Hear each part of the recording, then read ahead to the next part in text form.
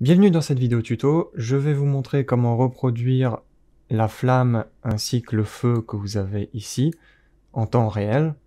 On utilise les dernières technologies OpenVDB qui ont été implémentées dans Daz Studio. À noter que cette vidéo tuto, c'est un hack plus que une explication réelle de comment fonctionne OpenVDB. Donc il n'est pas impossible que ce que je vous montre soit obsolète dans 2-3 versions de Daz Studio. Donc je vais recharger une nouvelle scène complètement vide. Je vais repasser en texture shaded. On va créer dans un premier temps un cube avec une surface de 1 mètre et une division. On accepte. À cette surface, on va aller sélectionner nos surfaces.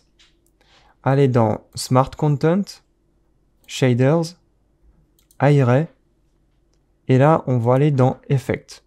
On double-clique sur Simple Open VDB MDL Volume, et pour cette vidéo tuto, on va aller chercher un fichier modèle qu'on retrouve sur le site OpenVDB dans la section Download. On descend un petit peu et vous téléchargez Smoke 1 VDB.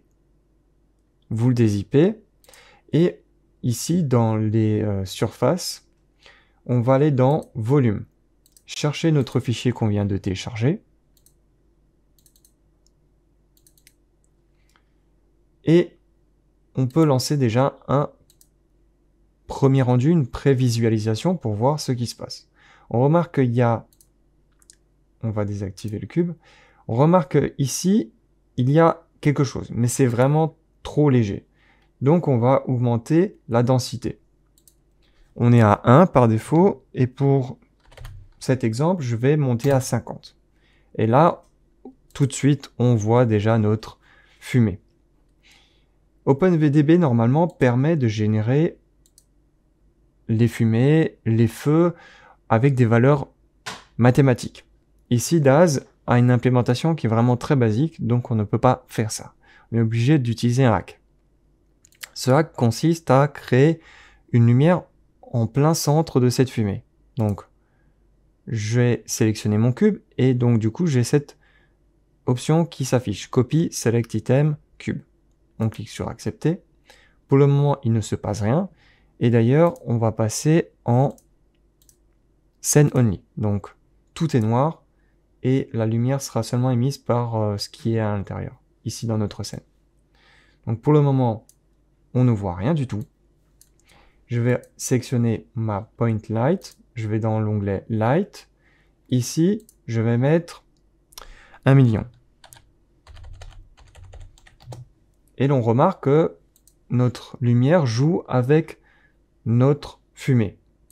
Et pour que ça ait l'impression que c'est un feu, donc il nous faut une température chaude, aux alentours de, vous le voyez, 2000. Et là, automatiquement, on a quelque chose qui est tout de suite déjà plus convaincant. C'est pas parfait, clairement pas, puisque normalement le feu devrait onduler avec la fumée, un peu comme ce que j'ai ici. Vous voyez les exemples. Il faudrait plus que ça soit de ce type-là. Malheureusement, Daz ne nous le permet pas pour le moment.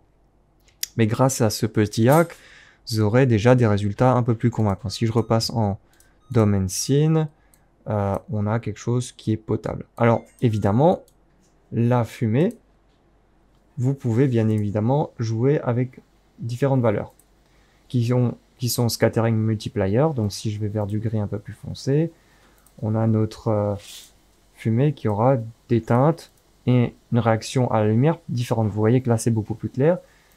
Donc, on va repasser vers du blanc. Et là, peut-être qu'on va utiliser du noir. Voilà ce qui se passe tout d'un coup. Mais malheureusement, ma lumière a été complètement absorbée. Donc, on va plutôt passer sur du gris foncé. Et voilà le résultat. Je vais aussi d'ailleurs supprimer ça. Comme ça, on voit proprement notre résultat. N'hésitez pas à laisser un pouce bleu ou un pouce rouge, à partager cette vidéo et je vous retrouve pour d'autres vidéos tuto. A plus!